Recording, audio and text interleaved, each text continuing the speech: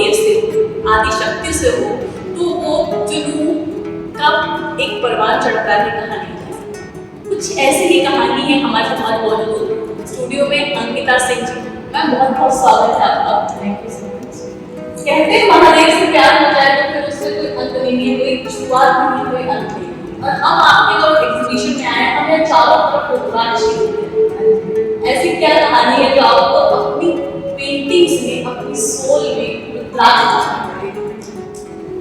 देखिए, महादेव तो हमारे अंदर, हमारे जीवन में बचपन से ही बसता है, उसको हटा नहीं सकते।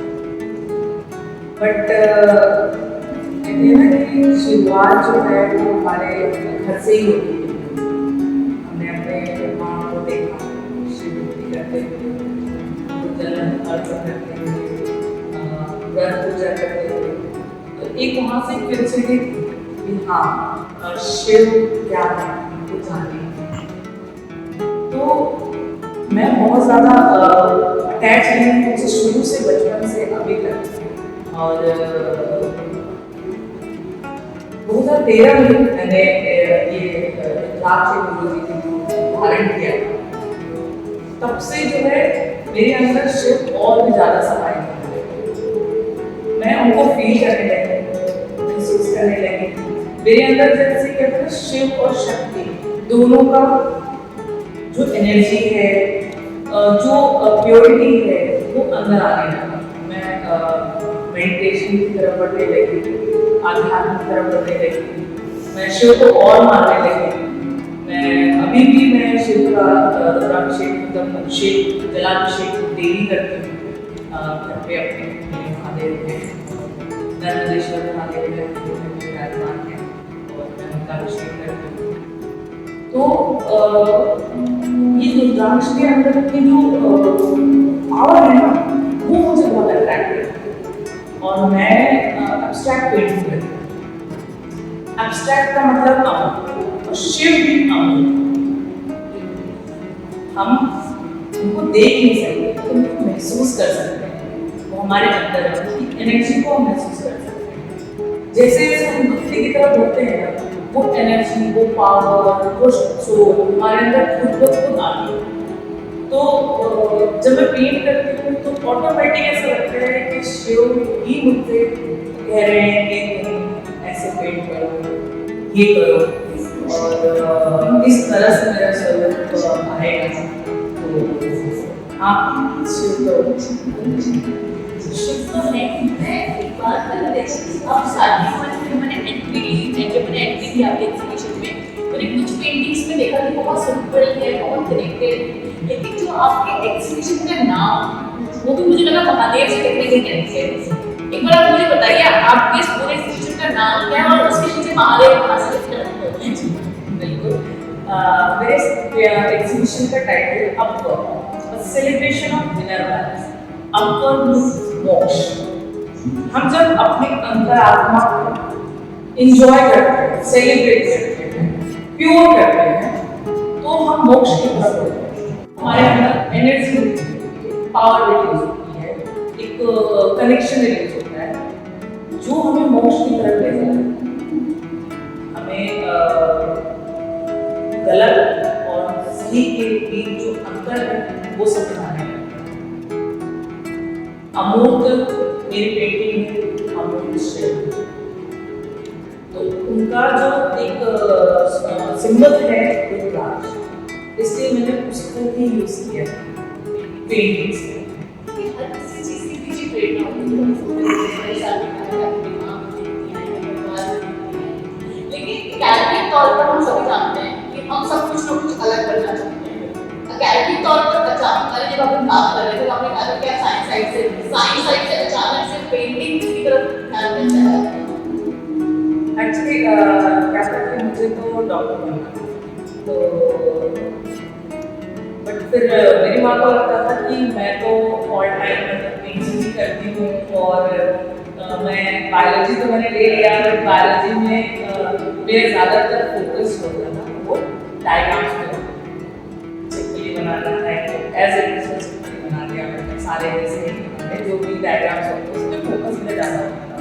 अब हम तो स्टेम पे कटिंग कट करते हैं, उसको हम माइक्रोस्कोप से देखते हैं।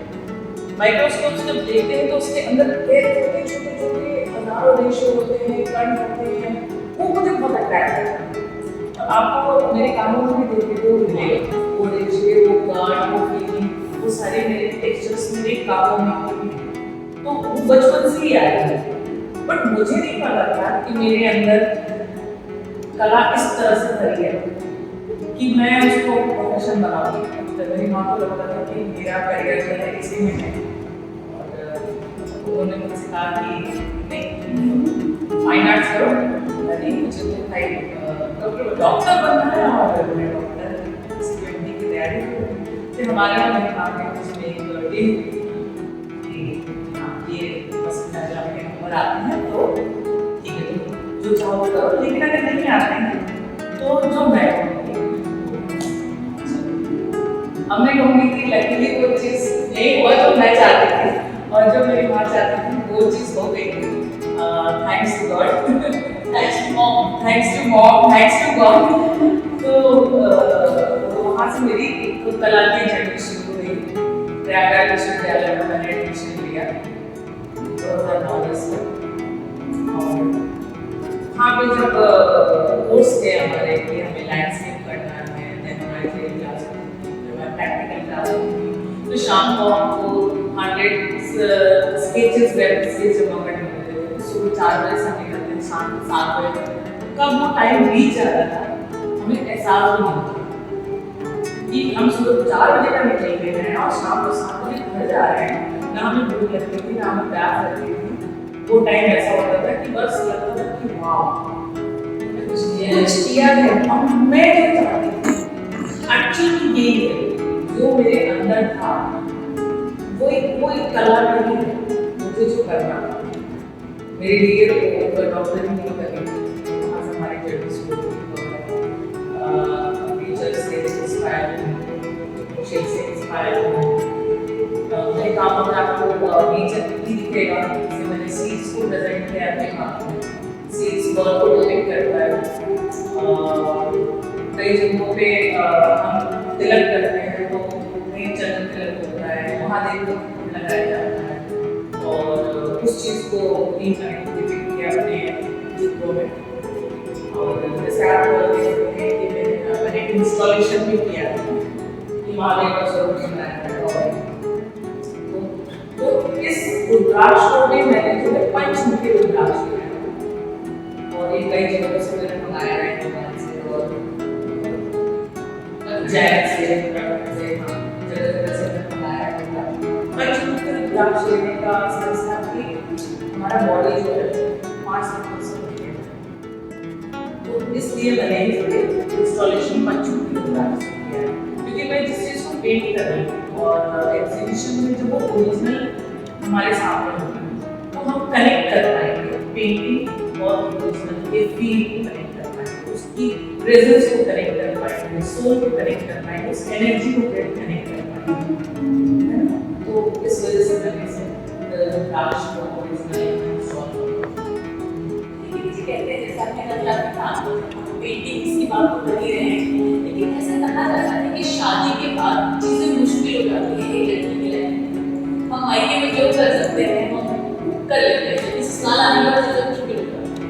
लेकिन मैं ये देखती हूँ अपनी पेंटिंग्स के थ्रू, आपके साथ बात करने के थ्रू, मेरे आपके हस्बैंड से भी बात हुई होगी कि आपकी जर्नी शादी से पहले और शादी के बाद इतनी ज़्यादा कनेक्टेड हुई है इस पेंटिंग से। वैसे मैं इस मामले में तो मैं बहुत ज़्यादा लगी हूँ। मेरा शादी के बाद तो कोई भी वैसा नहीं चेंज हुआ कि मतलब अचानक से मेरा काम हो गया बहुत सारे कॉन्फिडेंस आ गए। नहीं, ऐसा कुछ नहीं है। मेरा जो इन-लॉज हैं मुझे पूरा सपोर्ट करते हैं, हर चीज़ में सपोर्ट करते हैं। काम करो, उनको जो करना है काम करना है। मेरे हस्बैंड अभी मैं 15-20 दिन से यहाँ पर, बट मेरा छोटा बेटा है, उसको पूरा वो केयर कर रहा है, सब खाना खिलाना से लेके स्कूल लेने से लेके, तो पूरा सपोर्ट कर रहा है।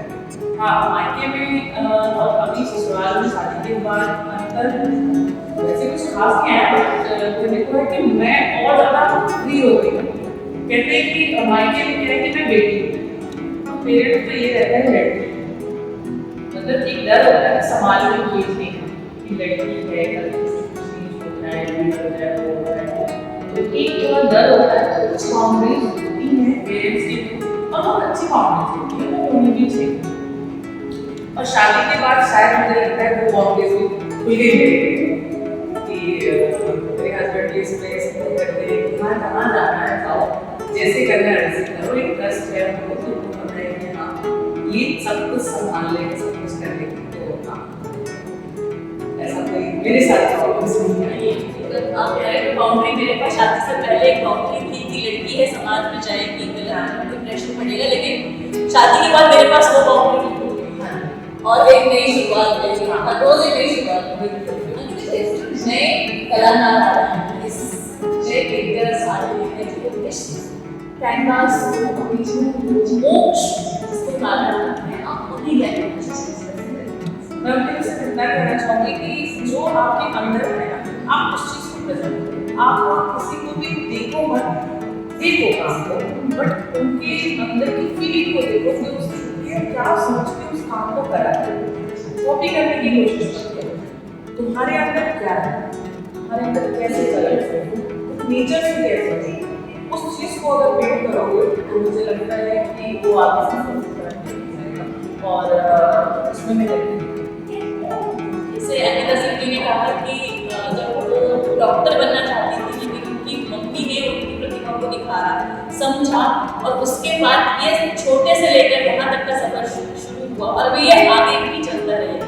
ऐसे ही जो नए कलाकार इस क्षेत्र में आना चाहते हैं, आ रहे हैं, उन्हें अपनी खुद की अंतर प्रतिभा को पहचानना चाहिए। अगर आपको वीडियो पसंद आया हो तो सब्सक्राइब कीजिए और ये वीडियो हर एक नए कलाकार का शेयर